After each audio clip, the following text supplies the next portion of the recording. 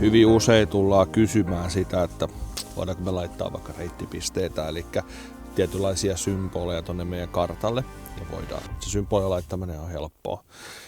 Mutta sitten taas tullaan myös useasti kysymään sitä, että voidaanko me käyttää liveskopea siihen. Jos me vaikka löytää isompi kala tai kalaparvi, mikä halutaan merkata, niin voidaan.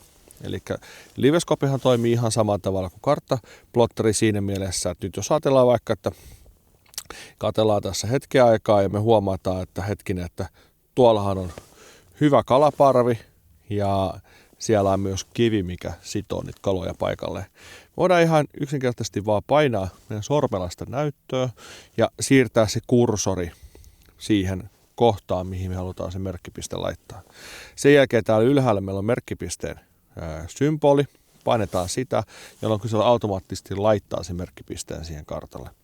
No, nyt me voidaan totta kai muokata sitä. Me voidaan vaihtaa sen nimeä esimerkiksi, tai me voidaan vaihtaa vaikka sen symbolia. Jos me halutaankin laittaa siihen punainen täppä tai lipumerkki, pysäköinnin merkki, me pystytään se tekemään. Tai esimerkiksi useasti sieltä tavalla, että jos mä itse vaikka kuljen jotain kaislikon reunaa pitkin ja niin sanotusti lasken isompia haukia tai isompia kuhia, niin mä laitan vaan siihen pinnimerkin. Eli tässä tapauksessa voidaan laittaa se pinnimerkki. No, meillähän voidaan jatkaa kalastamista, voidaan pyörittää tällä alueella, tai jos me nähtiin vaikka mielenkiintoinen kohdeosa, sitten vaikka hylky, voidaan merkitä se. Se tuli tänne meidän karttaplotterin näkyviin myös. Ja nyt kun se on tämä karttaplotterin näkyvissä, niin jos me halutaan jossain vaiheessa nyt esimerkiksi poistaa se tai muuttaa sitä, niin me vaan painetaan siinä merkkipisteen kohdalla, tänne tulee 0020 merkkipisteen nimeksi, painetaan sitä ja meillä on ensimmäisenä ylhäällä valikossa on muokkaa.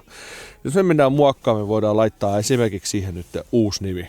Olkoon se vaikka, että syksyinen ahvenpaikka.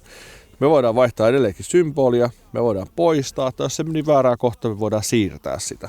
Tai me voidaan, jos me ollaan vaikka jossain pidemmällä ja muistetaan, että hetkinen, että siellä oli itse asiassa aika hyvä ahvenet silloin viime vuonna syyskuussa, navigoidaan sinne ja painetaan sitä. Niin sen jälkeen me voidaan lähteä ajamaan kartan osoittamaan reittiä pitkin sinne reittipisteen.